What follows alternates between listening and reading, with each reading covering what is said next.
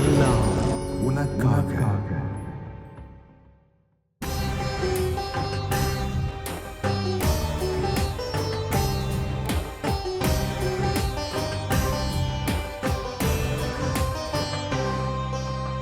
ஆயத்தமாவோம் வா, தினமாயத்தமாவோம் வா, உள்ளத்தை திறப்போம் வா, நம் சிந்தனை தெளிவோம் வா.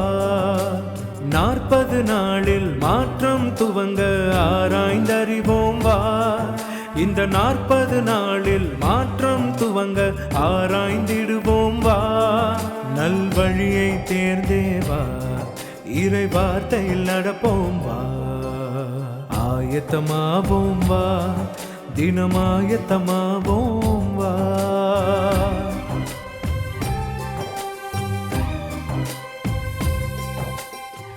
யோவான் எழுதிய நற்செய்தியில் 2ஆம் அதிகாரத்தில் 16வது வசனம் இவ்வாறு நம்ம பார்க்கிறோம். அவர் புறா விற்பவர்களிடம் இவற்றை இங்கிருந்து எடுத்து செல்லுங்கள். அடுத்த லைன் வருது பாருங்க, ரொம்ப முக்கியம். என் தந்தையின் இல்லத்தை சந்தை ஆக்காதீர்கள் என்று கூறினார்.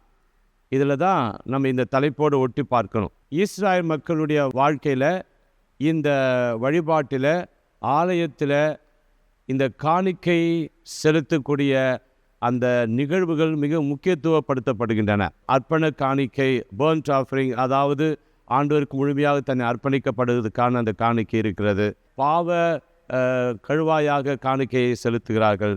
நன்றி காணிக்கையாக தங்களுடைய விளைச்சலை ஆண்டவருக்கு நன்றியாக கொடுப்பது இருக்கிறது. நல் உறவு காணிக்கை, பீஸ் ஆஃபரிங் இருக்கிறது.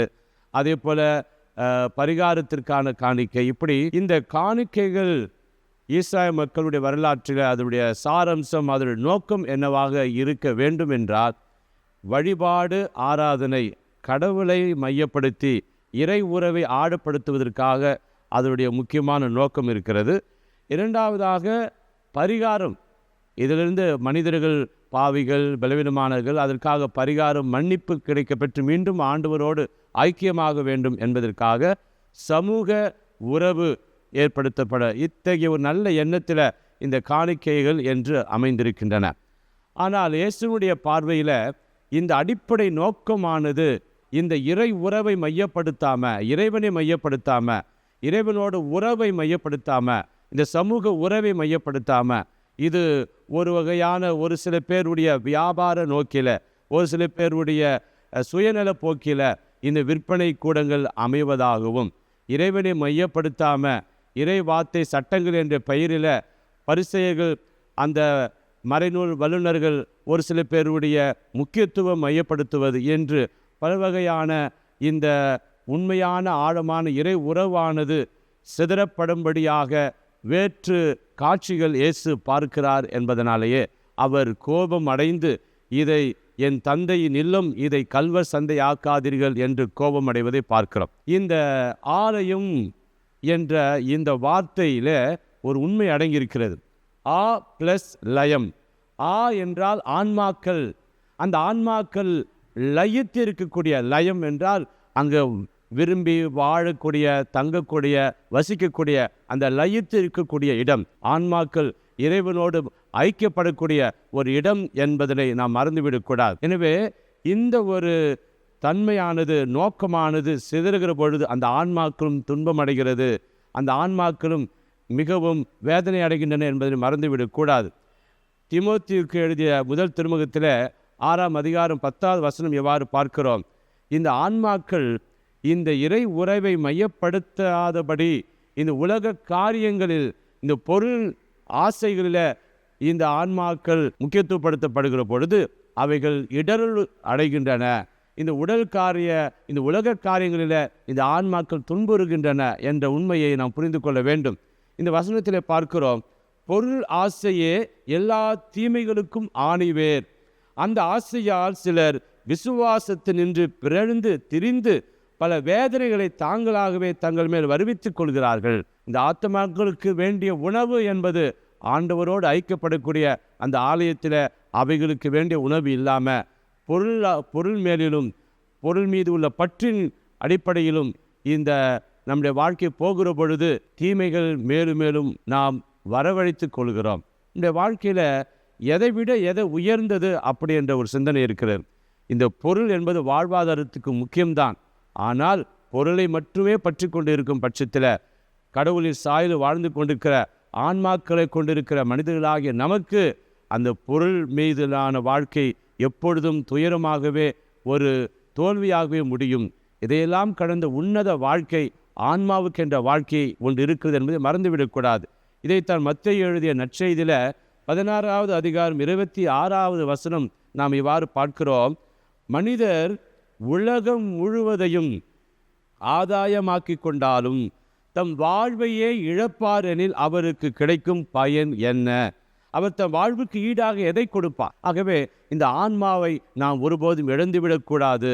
இந்த ஆன்மாவை காப்பாற்ற, வளர்க்க, மேம்படுத்த இந்த ஆலயத்தில் ஒவ்வொரு நபரும் ஆண்டவரால் அழைக்கப்பட்டவரும் இந்த வழிபாடு என்ற தளத்தில் இந்த ஆன்மாவை காப்பாற்றி கொள்ள நாம் அழைக்கப்பட்டிருக்கிறோம் என்பதை மறந்துவிடக்கூடாது. இன்றைய காலகட்டங்களில் இந்த வழிபாடு என்ற தளத்தில் இறைவனுக்கு மேற்கொள்ளப்படக்கூடிய காணிக்கைகளை சில நேரங்களில் இயேசு பார்ப்பதைப் போல சில பிறழ்வுகள், மாற்றங்கள் என்ற பெயரில் இந்த ஆன்மீகத்தில் முக்கியத்துவப்படுத்தப்படாமல் ஆன்மீக காரியங்கள் என்ற பெயரில் நம்முடைய வழிபாட்டு தன்மைகள் சிதறல் அடைவதை, அர்த்தமற்ற விதத்தில் செல்வதையும் நாம் அவ்வப்பொழுது பார்க்க முடிகிறது. எங்கேயாவது திருத்தலங்களில் இந்த ஆன்மீக பக்தி பொருட்கள் என்று இருக்கும். இந்த பக்தி பொருட்கள் எல்லாம் இன்னும் நாம் இறைவனை ஐக்கியமாக ஆழமாக ஜெபிக்க வேண்டிய ஒரு உதவியாகவே அவை அமைக்கப்பட்டிருக்கின்றன. மாறாக இந்த இறை உறவுக்கு மேம்படுத்தப்படாமல், அது முக்கியத்துவப்படுத்தப்படாமல் மற்ற பொருட்கள் அதிகப்படுத்தப்படுகிற பொழுது அது ஆன்மாவிற்கான ஒரு வழிபாடாக இல்லாமல் அது ஒரு சண்டை பொருளாக அது மாறிவிடுகிறது. குறிப்பாக இந்த தவக்காலங்களாக பார்த்தோம் என்றால் இந்த சிலுவை பாதை என்பது மிகவும் ஆண்டவருடைய பாடுகளை ஆழமாக தியானிக்கக்கூடிய ஒரு செயல்பாடு. இன்றைக்கு அந்த அடிப்படையில் ஒவ்வொரு சில பங்குகளில் இளைஞர்களை ஊக்குவித்து அந்த சவுண்ட் அண்ட் லைட் என்ற ஒளி காட்சி என்ற வைத்துக்கொண்டு அதை தங்களுடைய திறமைகளை மேன்மைப்படுத்தவே அவை இன்றைய காலத்தில் சிலுவை பாதைகள் நடக்கின்றன. என்று ஒரு பங்குகளில் ஒரு குழுக்கள் 1, 2, 3 குழுக்கள் ஏற்படுத்தி பங்காக சிலுவை பாதை காட்சிகளை மக்கள் முன்பாக அதை விளக்கி காட்டுவது, அதை நடித்து காட்டுவதே மேலோட்டமாக இருக்கிறது. அந்த ஒவ்வொரு இளைஞர்களுக்குள்ளாக ஆன்மா இருக்கிறது. ஆண்டுடைய பாடுகளை தனிப்பட்ட விதத்தில் நாம் ஆழப்பட வேண்டும், ஜெபிக்க வேண்டும் என்ற உணர்வு ஒரு கேள்விக்குறியாகி கொண்டிருக்கிறது. நாம் நிதி திரட்டும் நோக்கில் அல்லது ஒரு காரியத்தை நடத்தும் என்ற பெயரில் இந்த ஆன்மீக வழிபாட்டு காரியங்களில் தேவையற்றதை புகுத்தி அதில் அடிப்படையாக இவ்வாறு இந்த அன்பியங்கள் இவ்வாறு இத்தகைய ஒரு நிதியை திரட்டி கொண்டு வந்தார்கள். இப்படி என்று ஒருத்தர் பாராட்டி நிதியை திரட்டி அது ஒரு காரியங்களை ஒரு நோக்கமாக அது செயல்படுத்தி கொண்டிருப்பது அது மேலோட்டமாக பார்க்கிறது. நம்முடைய பங்குகளில் ஒரு சில்வர் ஜூப்ளி, கோல்டன் ஜூப்ளி, ஏதாவது ஒரு சிறப்பான விழா என்று சொல்லி அதை சிறப்புப்படுத்துவதற்காக இப்படியாக சோவினியர் என்று மக்களிடத்தில் இவ்வாறு நிதி திரட்டும் இந்த பல்வேறு நிகழ்வுகள் மேலோங்கி கொண்டு வருகிறது. இதனுடைய நோக்கம்தான் என்ன? ஆண்டவரை வழிபட்டு அவரை மையப்படுத்தி ஜெபிக்கக்கூடிய வழிபாட்டு, இறைவனை ஆராதனைப்படுத்தக்கூடிய, இறைவனோடு ஜெபிக்கக்கூடிய காரியம் மங்கி கொண்டிருக்கிறது. இன்றைய காலகட்டத்தில் இது ஆலய சந்தையாக பார்க்கப்படுகிறது. காணிக்கை என்ற பெயரில் ஒருவருடைய பெயரை மேம்படுத்தும்படியாக நான் இவ்வளவு கொடுக்கிறேன் அவ்வளவு கொடுக்கிறேன் என்று விளம்பர பதாகைகள் பெருக்கக்கூடிய அந்த அடிப்படையில் சந்தைகள் பெருகி கொண்டு இருக்கின்றன. ஆண்டவருக்கு நன்றி செலுத்தும் பொருட்டு அவர் கொடுத்த ஒரு ஈவினை, அவர் கொடுத்த ஒரு உதவியினை நாம் அவருக்கு நன்றியாக கொடுக்கிற அந்த நன்றி உணவை மேம்படுத்தவே இந்த வழிபாட்டில் நம்முடைய காணிக்கைகள் இருக்க வேண்டும். இதை தவிர இறைவனை மையப்படுத்தாத, நல் உறவை மையப்படுத்தாத, உண்மையாகவே ஆன்மாவுக்கு நன்மை பயக்காத எந்த காரியமும் இது ஆலய சந்தையாகவே முடியும் என்று உங்களிடம் பகிர்ந்து கொள்கிறேன்.